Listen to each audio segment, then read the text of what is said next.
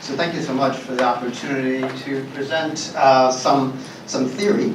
And I do want to respond just briefly to some of the provocations that Michael set up. And first, just say something about standards and standards of evidence. I think, for me, this is not even the right question to ask. I'm generally not seeking evidence or proof or data, but I'm asking for the conditions that give rise to evidence, proof, or data.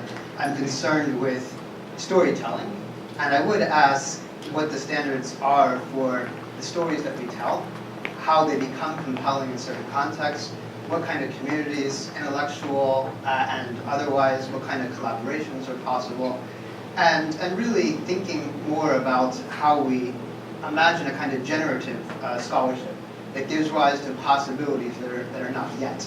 So as much as you want standards for evidence, I really would want to ask about the very conditions that give rise to standards in the first place, and certainly we're in the circumstances of power here. You also asked for what the digital humanities can do in terms of a demand that it has to prove the value added. Again, I always have problems with this. Now, to be sure, scale offers a lot of options. I'll speak about scale briefly in terms of, I think, new epistemologies. I think Moretti's work, Manovich's work on visualization is indicative of this. But the question is always, what can technology do for the humanities? I reverse it. What's the humanities add to computation? And I would even say more urgently, what can computation now do because of the humanities? Okay? If you can answer that question, I'll try to answer yours. So what can computation now do because of the humanities? So thickness. I like the idea of judging the theory by the practice. That's nice. And then we'll also probably judge the practice by the theory. And Yo and I, our two papers should be kind of seen as components of one another. I'm going to give you theory for about 15 minutes. Yo will give you practice. If you see the two papers together, hopefully this will be an answer to what thickness as a methodology might offer in the urban humanities. So please see the next 15 minutes as some theory. Now, Yo and I have worked together for years. We didn't collaborate on our specific papers today, but we've been collaborating for years on approaches to historical, contextual, cultural, critical approaches to GIS. So we've been talking a lot about this, the humanities gone berserk. The urban and the humanities is evidence, I think, of this promiscuity. The term has already gotten quite a bit of use. And we see a lot of promiscuities emerging in the humanities. And I do want to say something about those. For one thing, I think that we're seeing a significant expansion, to be sure, of the purview of the humanities. These are modifiers: digital humanities, environmental, medical, public humanities, urban humanities. But insofar as they modify, they're modifiers of, they also modify practices, right? And so I think this question of, are they hyphenated? Are they a new collective singular? Well, in terms of discipline, method, media, audience, impact, urgency, relevance, I think these are all questions that maybe have come to the fore. Now, there's a certain anxiety as well about this, perceptions that something's wrong with the humanities. You know, why do they need all these new couplings? There's a response to some crisis of the humanities that, you know, in more charitable moments sees the humanities as pursuing legitimacy through these new marriages, right? And maybe in the worst case sees the humanities as selling out, as becoming, you know, technology, policy, science, professionalism, whatever. I don't subscribe to any of this. I like the idea of calling it positively promiscuous humanities. And I would say that this characterizes an applied humanities which overlaps with quantitative and scientific methods in provocative ways. And again, I think it's not so much that the humanities be fixed, it's really what the humanities brings to these other areas, social sciences, computation, and so forth. To me, I think that's where the most exciting possibilities should be found. Now, I do think the challenge of scale is perhaps one reason for this recent promiscuity. And so how do you study megacities? How do you study the Anthropocene? How do you study mass disasters like what happened in Japan that Yo will be talking about? So the tsunami, the earthquake, the tsunami, the nuclear catastrophe. So disasters that really transform human comprehension in terms of scale, scope, size, time, or effects, whether they're built spaces and so forth. So the scale of problems that the humanities have been addressing has changed. And I think, again, those good examples of megacities, the Anthropocene, and mass disasters are good examples of now a need for promiscuity in addressing these questions. Now, I would argue, too, that the humanities have probably always been mixed and promiscuous, and really these forces of disciplinary purity that have sought to enforce a kind of homogeneity in terms of medium or content or method or design or output or practice, these things probably really obscure the very mestizo roots that are there, and if you look at the history of humanistic practice. In any case, let's go to talk a little bit about the urban humanities. And I think as soon as we begin to problematize this term, we can sort of see some of this problem of promiscuity. You could translate it a number of ways. I think city humanities would work, civic humanities, citizen humanities, political humanities, public humanities. We know, of course, within the concept of the urban is, of course, the triangulation of entangled terms, the urb, civitas, polis, referring respectively to built physical spaces in the city, the civic duties and rights of citizenship, and political and juridical communities. I mean, you can ponder variations of humanities here, too. We can reflect on urban humanity. We can talk about urban humanism. We can talk about humane urbanism, all of which reference a kind of communities of living together, ethics, ethical traditions, in fact, exactly where John ended his talk. In both the concept of the urban and the humanities, we have fundamental notions of inclusion and exclusion, already and ever present. The city versus, say, the refugee camp. Human life versus bare life.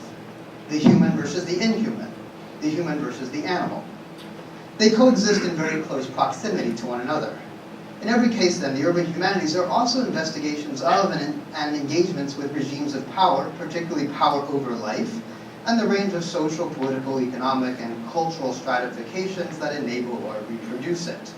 At the same time that we ask about the concept of citizenship, for example, if it implies being of the city, with all the rights, duties, enfranchisement, and membership in a political community entails, we simultaneously need to confront the reality of disenfranchisement, transmigration, refugees, illegal aliens, border patrol, checkpoints, policing, surveillance, of not being of the city.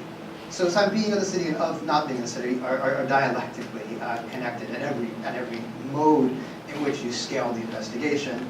And you definitely have to think about it at the range of individual bodies up to these larger, highly densely populated dynamics of built spaces.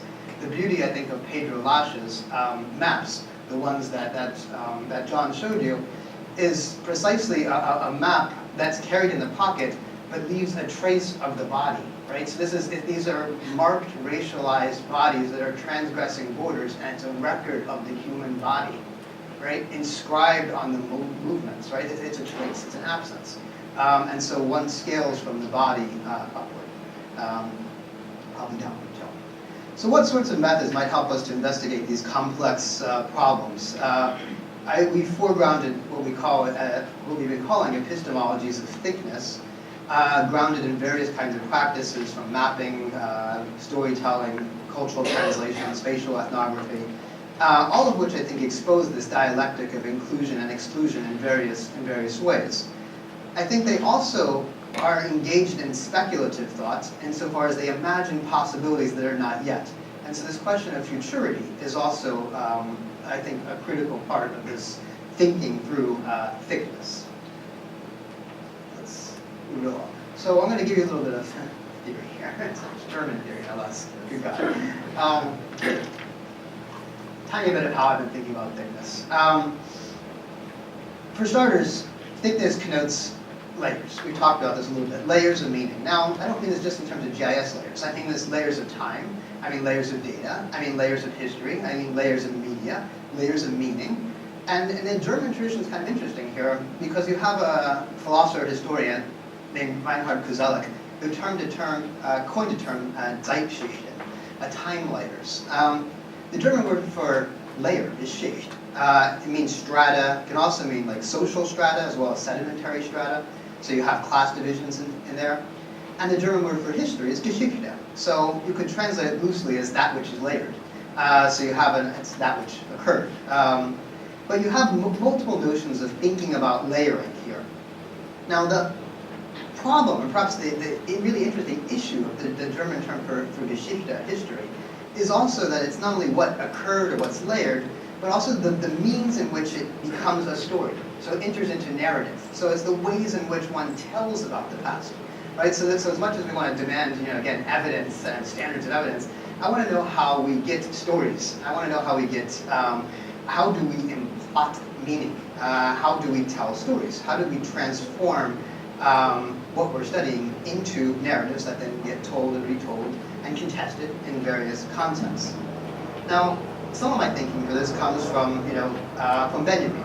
And definitely a big figure behind a lot of our thinking in the move between geography and urbanism. The Arcades Project is a study of modernism, 19th century Paris. It's a kind of proto-urban historical investigation. One can call it a lot of things, I'll call it that. And what's interesting about his historiographic approach is that the idea that history doesn't really break into stories, but into images. And this tells us something about a kind of thinking that could potentially produce a different way of approaching narrative or narrativity. His response is, let's imagine a historical study of a city that's basically a literary montage. So drawing out an art historical tradition of bringing together images in terms of what's recognizable at a given moment, what's legible at a given moment. Again, those circumstances that give rise to what we see or care to see, but what we don't see and what we don't want to see. And so again, this question of contingency becomes really critical. Now, beyond Benjamin and others, we've been thinking a lot of thick mapping, thick translation, thick description. Of course, that term is popularized by Clifford Geertz, the last thick description. And none of these are approaches that privilege depth. Okay, none of these get at the thing itself, right? We don't finally get there. We don't arrive at some truth or proof that's final. It goes on. You're never going to just dig deeper and finally get there or map better. You're going to produce multiple maps and multiple digs, and it's going to go on, and these meanings are going to be contested on and on. So mapping is something that's hardly stable. It's a verb. It bespeaks processes of picturing, narrating, symbolizing, contesting, repicturing, re-narrating, re-symbolizing, erasing, re-inscribing. All these things happen, and maps, of course, embody all kinds of things. Stories, ideals, claims, desires, prejudices, violences. Maps are always relational, and they may or may not reference whatever we call an external reality. I like the idea of, like Dennis Wood, calling them propositional. They propose things, but they're suffused with worldviews, ways of seeing, and also ways of not seeing.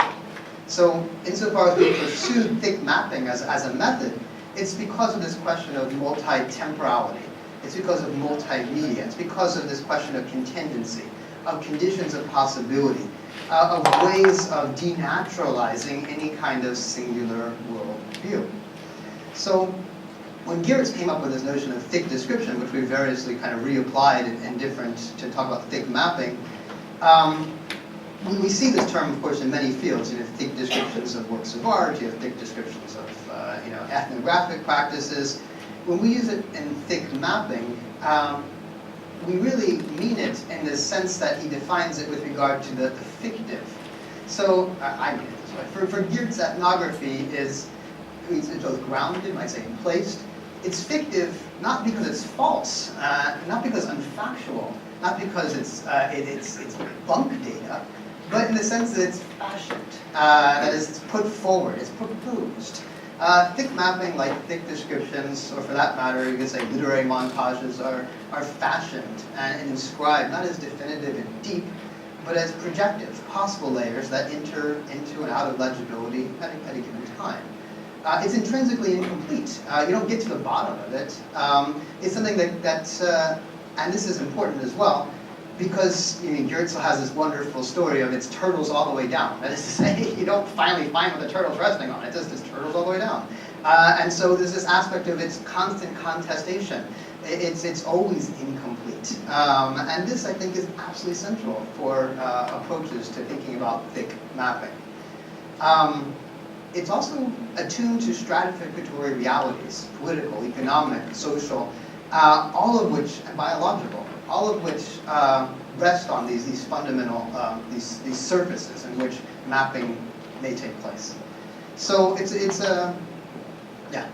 In any case, I'm going to just move to the end here. I wanted to raise an application of thick mapping, which is, and thick description, by the philosopher Anthony Appiah, who 20 years after Geertz published his programmatic essay in 1973 on thick description, Appiah takes the term and kind of applies it in another context, and it's a context of translation studies, and talks about what a thick translation might involve. And really, a thick translation for Appiah is a failed translation. It's a translation that highlights incommensurabilities between languages and cultures. So it's an attempt, in many ways, it's not about, attempt to find, as he quote, attempt to find ways of saying in one language something that means the same thing in another. That's the idea of trying to find equivalencies, but rather a commentary on honestly presenting points of failure, difference, disconnectedness between languages and cultures. So, and Appiah has this idea that translation then has to present ever thicker contextualization, an understanding for a text, or a kind of thick translation that seeks through its annotations and its accompanying glosses to locate the text in a rich cultural and linguistic context. Why? Because it is for him a project that's genuinely informed by respect for others. And so then this question of ethics, otherness, difference comes back. It's a situated awareness of the perspectives, of certain assumptions, of the fact that not everything will translate, and not equivalencies are not going to be found across these various linguistic, cultural, geographic, political, economic divides. It's an honesty with respect to incommensurability. And I think that we have to confront that honesty. So to conclude, what does this mean for urban humanities? Well, for one thing, it highlights cultural and linguistic specificity of the entire enterprise. In addition to linguistic incommensurability and this call for thick translation, we can add methodological incommensurabilities and ask whether local contexts might give rise to specific methods that don't translate universally. This is something that I think we've barely confronted in the urban humanities. I think we have, really, it's really a critique, an internal critique of how we function. I think our spatial ethnographies in the urban humanities have privileged these thick compositional processes of mapping, we've also filming, translating, describing, in ways that are attuned to variances in scale, tempos, media, this dialectic that I presented earlier of inclusion and exclusion, legibility and erasure, that which is past, that which is present. I think that's gotten us to a certain point. But the urban humanities, I think, is also potentially is a compositional strategy for designing knowledge. And this is really what I'd like to figure out, is what that compositional strategy means. So we've talked about it as a thickly layered, propositional, choreographic, promiscuous, an enterprise, certainly mixed and experimental in practice, certainly about imagining shared futures. And I would say this part of it goes back to that issue of urban humanity, or humane urbanism. I put this all within the realm of ethics and communities and possibilities for thinking about our shared humanity. That's sort of, to me, it's the method that thick mapping potentially can move us toward. And now I will turn it over to Yo to talk about some practice. So thank you.